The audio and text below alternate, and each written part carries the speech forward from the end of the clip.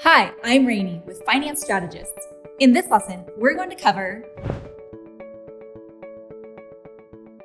An acquisition is when a larger company purchases a smaller company using cash, stock, or a combination of both. Acquisitions are conducted for strategic reasons and most often between small and medium-sized firms. Some of the more common reasons for an acquisition are to broaden consumer reach in a new market. For example, a multinational company entering a new market may acquire an existing market leader to quickly establish its presence. To eliminate competitors. For example, a company may acquire rivals to dominate a market and remove existing price wars. To achieve synergy and scale in operations. For example, a large soap and detergent manufacturer may acquire a boutique perfume manufacturer to produce better scents for its products. Acquisitions may either be friendly or hostile. Friendly acquisitions are when two companies involved in the transaction mutually agree on the price and terms of a purchase. Hostile acquisitions involve the takeover of a company by force. This can be done by purchasing a majority of a company's shares, more than 50%, acquiring control of the company without approval from a board of directors or shareholders. While both terms are used interchangeably, mergers and acquisitions, or M&A, are different from each other. In an acquisition transaction, the purchased firm can retain its identity, structure, operations, and stock market listing, but is now owned by the parent company.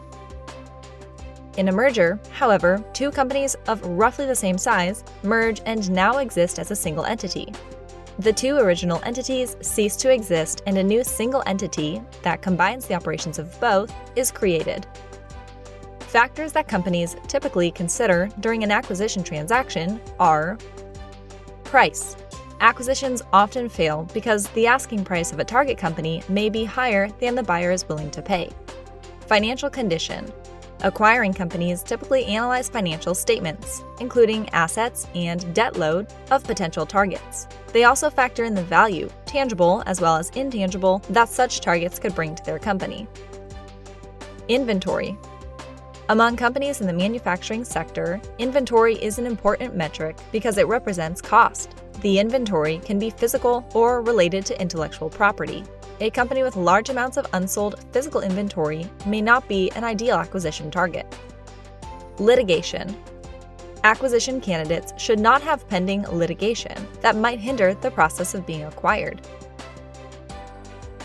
Mergers and acquisitions tend to increase as businesses become more mature and businesses are unable to invest as profitably in themselves and turn to acquiring new customer bases to receive a return on their investment. It is common for certain industries, such as finance, to acquire a new firm strictly for its customer base or assets under management. These acquisitions are typically a leveraged buyout, or bought with debt and provide little synergistic value to the acquiring firm. Let's hear from you. Why did Facebook acquire Instagram for $1 billion? Leave your answer in the comments below. For more information, visit www.financestrategists.com.